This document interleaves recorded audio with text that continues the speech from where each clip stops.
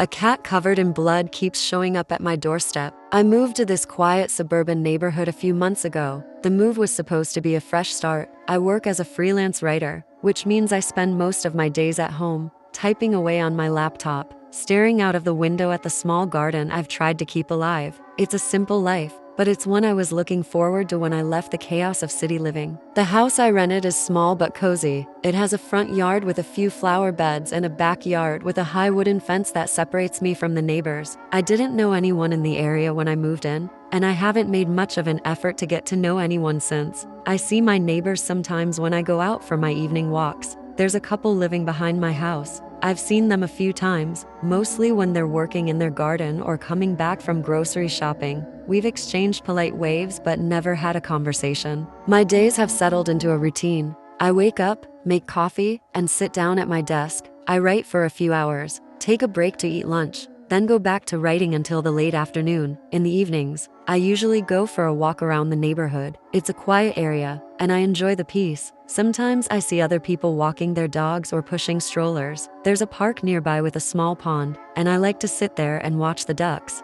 It's a simple routine, but it keeps me focused. A few days ago, something changed. It started when I found a cat on my front porch. It was early in the morning, and I was just stepping out to get the newspaper. The cat was sitting there, staring at me. It had blood on its fur. I was startled and took a step back. The cat didn't move. It just sat there, looking at me with its green eyes. I'm not much of a cat person. I've never owned a pet, and I don't know much about animals. This cat looked like it had been in a fight. Its fur was matted and dirty, and the blood on its coat looked fresh. I glanced around to see if anyone else was nearby, but the street was empty. It was too early for most people to be out. I didn't know what to do, so I ignored it. I walked past the cat, picked up the newspaper, and went back inside. When I looked out of the window a few minutes later, the cat was gone. I tried to put it out of my mind and focus on my work, but I kept thinking about the blood on its fur.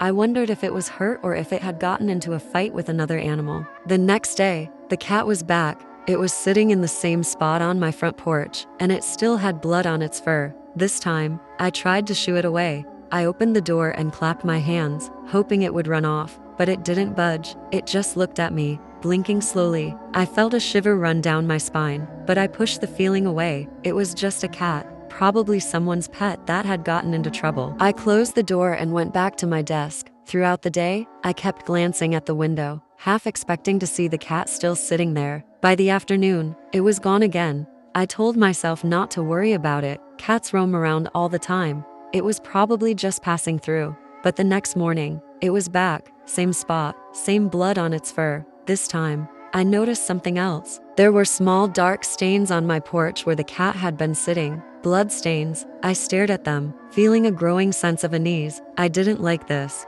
I didn't like the way the cat just sat there, staring at me, and I didn't like the blood on its fur or the stains on my porch. I thought about calling someone, maybe animal control or a neighbor, but I didn't know what to say. There's a cat sitting on my porch with blood on its fur. It didn't seem like something that would warrant a call for help. Instead, I decided to wait and see what happened. If the cat kept coming back, I'd figure out what to do then. That night, I couldn't sleep. I kept thinking about the cat, about the blood, about the stains on my porch. I lay in bed, staring at the ceiling, listening to the silence of the house. I told myself I was being ridiculous. It was just a cat. There was nothing to worry about. Eventually, I fell into a restless sleep, my dreams filled with images of green eyes and dark red stains. The next morning, I woke up feeling groggy. My dreams had been restless, filled with flashes of the cat, blood, and dark shadows that I couldn't quite make out. I pushed the thoughts aside, got out of bed, and went through my usual morning routine. I made coffee, sat at my desk, and tried to focus on my work. It wasn't easy. My mind kept drifting back to the cat. By mid-morning, I couldn't take it anymore. I stood up and went to the front door, hoping the cat had finally moved on. I opened the door slowly, holding my breath. There it was, sitting in the same spot on the porch. Blood still matted its fur, and it stared at me as if it had been waiting. I felt a surge of irritation. This was my house, my space. Why wouldn't the cat leave me alone? I decided to follow it, see where it went, and maybe I could find out who owned it. I put on my shoes and stepped outside. The cat didn't move as I approached. I stood there for a moment, unsure of what to do. Then I started walking down the path to the sidewalk. glancing back to see if the cat would follow. To my surprise, it got up and padded along behind me. I walked slowly, letting it lead the way. We moved down the street, past a row of houses with neat lawns and flower beds. The neighborhood was quiet, the only sound the crunch of gravel under my feet. I felt a bit silly, like I was playing some strange game of follow the leader with a blood-covered cat. But I couldn't shake the feeling that there was something I needed to understand, something I needed to see. The cat led me around the block and then turned into a narrow alley that ran behind the row of houses. I hesitated for a moment, then followed. The alley was shaded, lined with tall wooden fences and the backs of garages. I'd never been back here before. It felt isolated, cut off from the rest of the neighborhood. The cat walked with purpose, tail up, as if it knew exactly where it was going. After a few minutes, it stopped in front of a gate in one of the fences. The house beyond the gate was familiar. It was the one directly behind mine, the one with the couple I'd seen a few times but never spoken to. The cat slipped through a gap in the gate and disappeared into the backyard. I stood there, looking at the house. The curtains were drawn, and there were no signs of life. I pushed the gate open and stepped into the yard. It felt like I was crossing some invisible boundary, moving from my safe, predictable world into something unknown. The backyard was overgrown,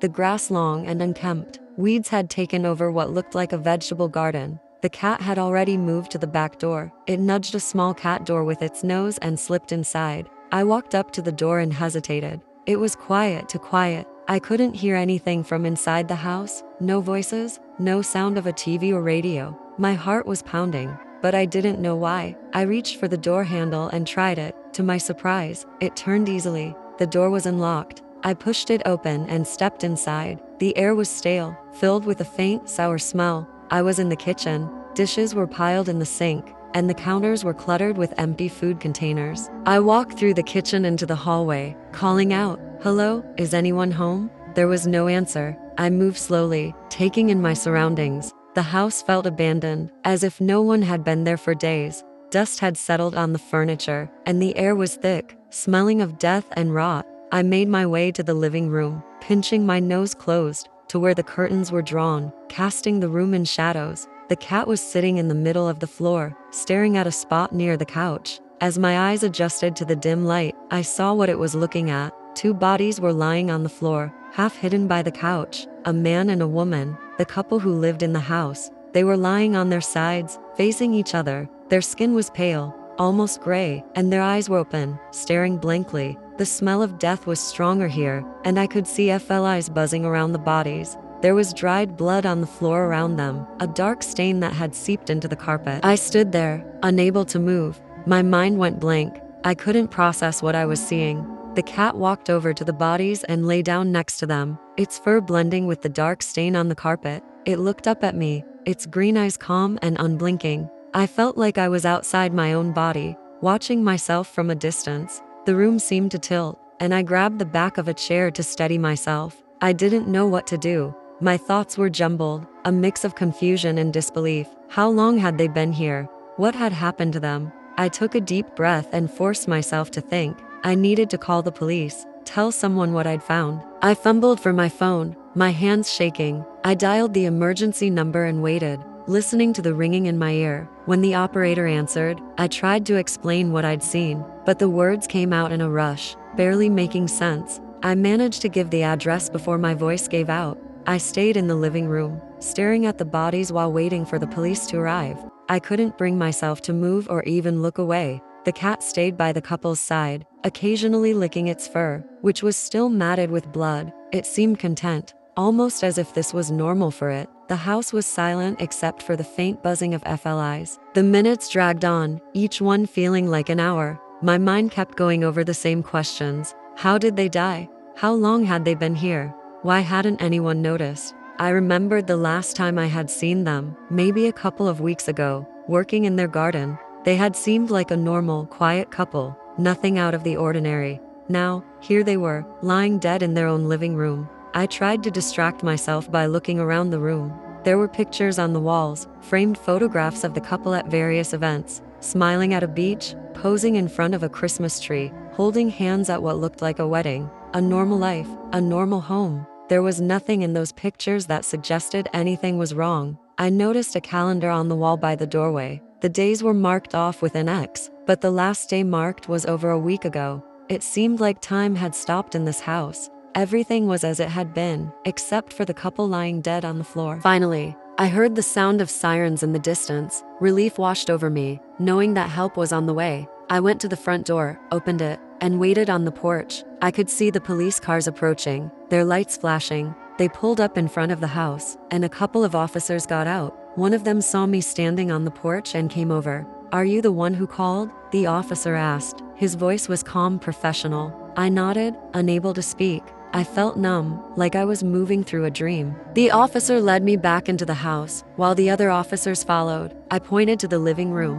where the bodies were. The officer paused for a moment when he saw them, then spoke into his radio. More police arrived, and soon the house was filled with activity. They asked me to wait in the kitchen while they checked the rest of the house. I sat down at the table, staring at the worn wood, my hands still trembling. One of the officers came in and sat across from me. He introduced himself, but I didn't catch his name. I was too focused on the sounds coming from the living room, muffled voices, and the rustle of movement. "Can you tell me what happened?" the officer asked. I took a deep breath and tried to explain. I told him about the cat, how it had been coming to my house with blood on its fur. I explained that I had followed the cat here, found the door unlocked, and discovered the bodies. As I spoke, I felt a strange sense of detachment, like I was recounting something that had happened to someone else. The officer listened without interrupting. When I finished, he nodded and took some notes. "Do you know the neighbors well?" he asked. I shook my head. "No, not really. I've seen them a few times, but we never talked. I didn't even know their names." The officer asked a few more questions,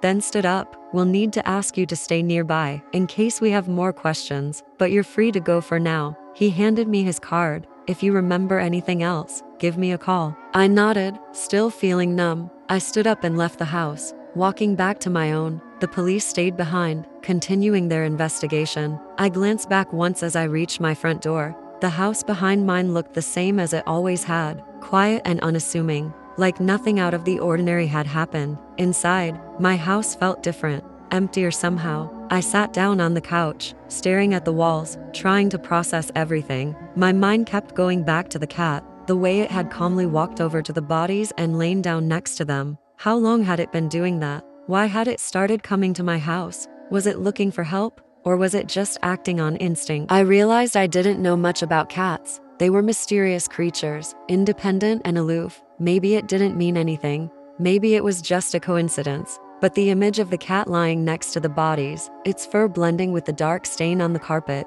wouldn't leave my mind. Over the next few days, I tried to go back to my routine. I wrote during the day, went for my evening walks, and tried not to think about what I'd seen. But it wasn't easy. Every time I closed my eyes, I saw the couple lying there, the FLIs buzzing around them, the cat's unblinking eyes staring at me. I saw the neighbors sometimes, other people walking their dogs or jogging past. I wondered if they knew what had happened, if they had heard the sirens, seen the police cars. No one mentioned it, and I didn't bring it up. It felt like a dark secret that was hanging over the neighborhood, unspoken but present. One afternoon, I saw the cat again. It was sitting on my porch, just like before, but this time, there was no blood on its fur. It looked cleaner, almost well-groomed. It stared at me for a moment, then got up and walked away, slipping through the gap in the fence. I watched it go, feeling a strange sense of relief. Maybe things would go back to normal now. Maybe the cat had found a new home, a new routine.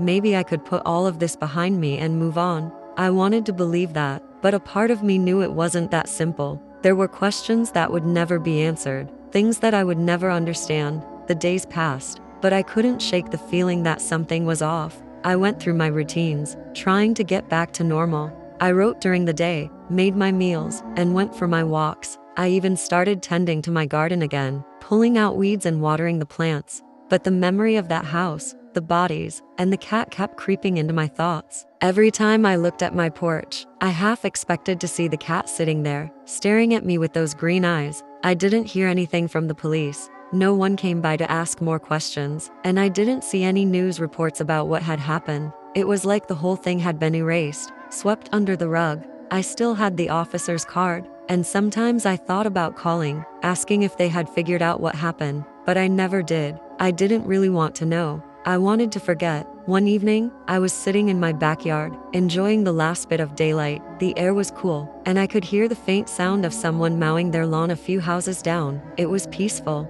the kind of quiet I'd moved here for. I leaned back in my chair, closing my eyes, trying to relax. Then I heard a noise, a soft rustling, like something moving through the grass. I opened my eyes and looked around. There, at the edge of my yard, I saw the cat. It was standing by the fence, watching me. Its fur looked clean, but in the fading light, its eyes glowed a dull green. I felt a chill run down my spine, but I stayed still, watching. The cat didn't move. It just stood there, as if waiting for something. I sat up, my heart beating a little faster. "What do you want?" I muttered, feeling foolish for talking to a cat, but the words slipped out before I could stop them. The cat turned and slipped through the gap in the fence, disappearing into the alley. I stood up, hesitating for a moment before following. I didn't know why I was doing this. Maybe I thought I'd find some kind of answer, something that would help me make sense of everything. I pushed through the gap in the fence and found myself in the alley, looking around for the cat. I saw it up ahead, near the gate of the house where I had found the bodies. It slipped through the gate, just like before. I followed, feeling a strange sense of déjà vu.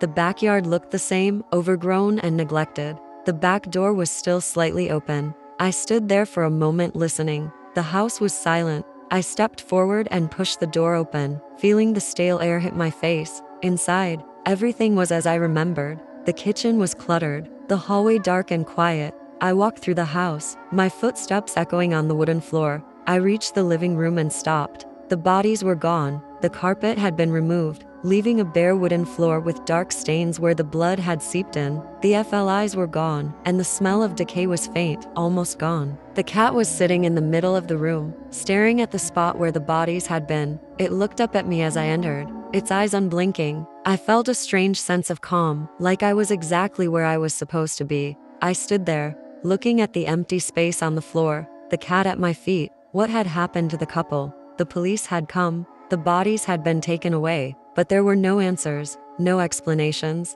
It was like they had never existed, just like the cat's strange visits, the blood on its fur. I knew I'd never get any answers, and I wondered if it was better that way. I turned to leave, but something caught my eye. There was a small box on the table by the couch, something I hadn't noticed before. I walked over and picked it up. It was an old wooden box, the kind you might keep jewelry in. I opened it, expecting to find something personal, something that belonged to the couple, but it was empty. I felt a wave of frustration. Why was I even here?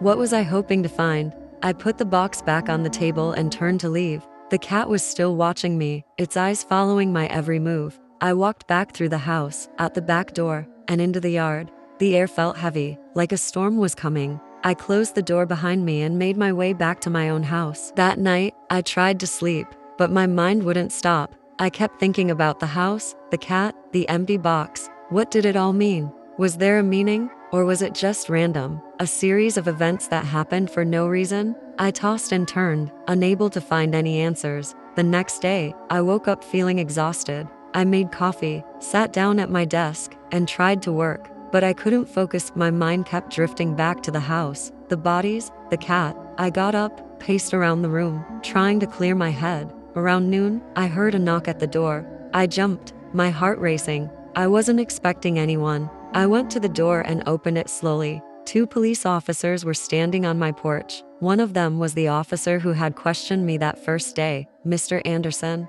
The officer said, "We need to ask you a few more questions." I nodded, stepping aside to let them in. My mind was racing, trying to figure out what they wanted. Did they find something? Had I done something wrong? The officers followed me into the living room and sat down. I took a seat across from them, waiting. "We've been looking into the case," the officer said. "The couple who lived behind you, Mr. and Mrs. Hill, were last seen alive over a week ago. We're trying to piece together what happened. You mentioned that you had seen their cat coming to your house?" I nodded. "Yes, it started showing up a few days before I found them. It had blood on its fur." "Do you know where the cat is now?" the officer asked. I hesitated. "I've seen it around, but it seems to come and go as it pleases." The officer nodded. "Cats are like that. We're trying to track down any leads, anything that might help us understand what happened. If you see the cat again, please let us know. It might be important." I nodded, feeling a sense of relief. They weren't accusing me of anything. They were just looking for answers, like I was. The officers asked a few more questions, then thanked me and left. I stood at the window, watching them walk down the path and get into their car. They drove away, and the street was quiet again. I went back to my desk, trying to focus on my work, but I couldn't shake the feeling that something was still missing, some piece of the puzzle that I hadn't found yet. I thought about the empty box, the cat, the way it had led me to the house. Was there something I was missing? Some clue that would make sense of everything. The days turned into weeks, and slowly, life began to return to normal. The police stopped coming around, and the house behind mine was eventually cleaned out. A for sale sign went up in the yard. I saw people come and go, looking at the property, considering buying it. I wondered if they knew what had happened there, if they could sense the weight of the past that still hung over the place. The cat stopped coming to my house. I hadn't seen it since that last time in the alley. I wondered where it had gone, if it had found a new home or if it was still wandering the neighborhood, looking for something. I tried to move on, to put the whole thing behind me, but some nights, when the house was quiet and I was alone with my thoughts, I would find myself thinking about the couple, the cat, the empty box. I would wonder if there were answers out there, if I had missed something, or if some things were just meant to remain a mystery. In the end, I never found out what happened. The house was sold, new people moved in, and life went on. In the end, I never found out what happened. The house was sold, new people moved in, and life went on. But today is different. This morning, I heard faint scratching at my front door. I didn't want to open it, but I had to. There sitting on my front porch was the cat, its fur matted and covered in blood.